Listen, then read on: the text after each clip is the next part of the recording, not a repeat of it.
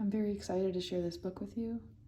This is Survival of the Wisest by Jonas Salk.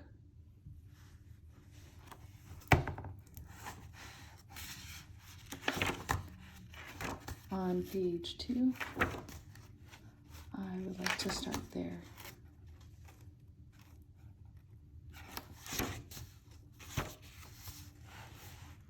On this page, he mentions polluters who befoul the planet, affect the quality of life, and are regarded as a threat to the present and future equilibrium of the species and of the planet. I'd like to move along to page 43.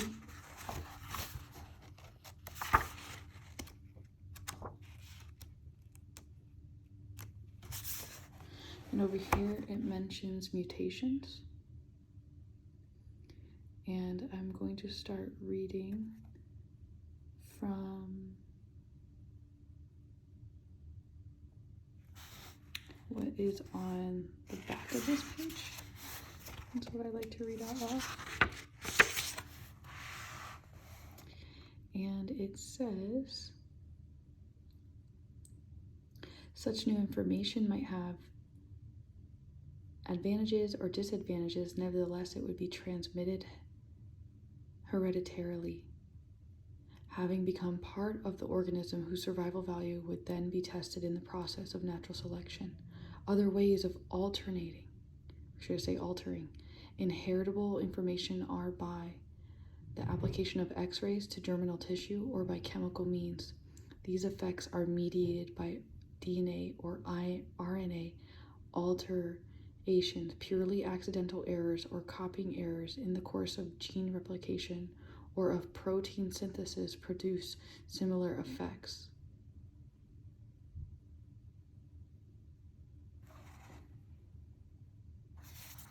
And then I'd like to move to page 65.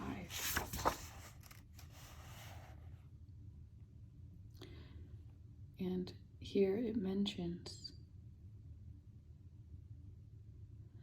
this implies a need to determine how to deal best with the problem posed by nature's tendency to eliminate the unfit, or those who do not fit well, which differs from man's tendency to try to preserve human life regardless of fitness.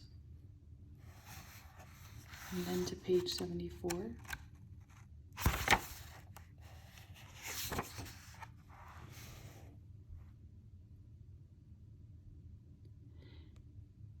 Since one form of error correcting operates through a process of elimination by natural selection of those unfit for survival and evolution, those forms which do persist must, by definition, possess hereditarily transmissible means for preventing their own elimination. This applies primarily to attributes which contribute to the survival through the reproductive period, regardless of the course of subsequent events.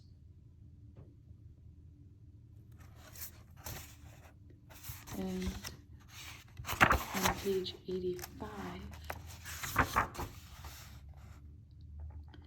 mentioning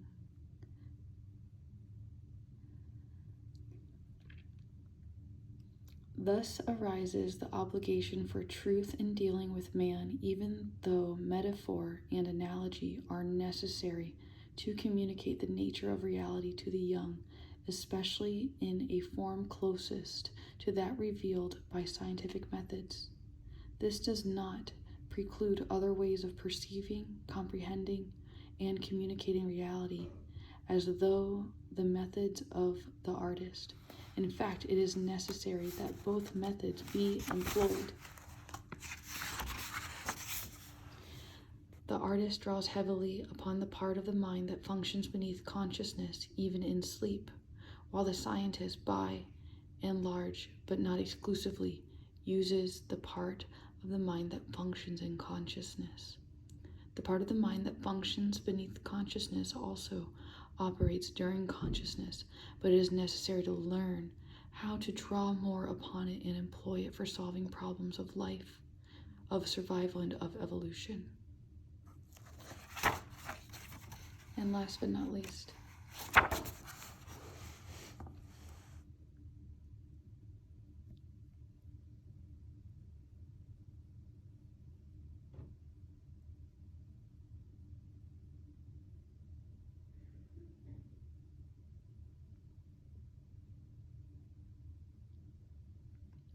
for this reason, wisdom, understood as a new kind of strength, is paramount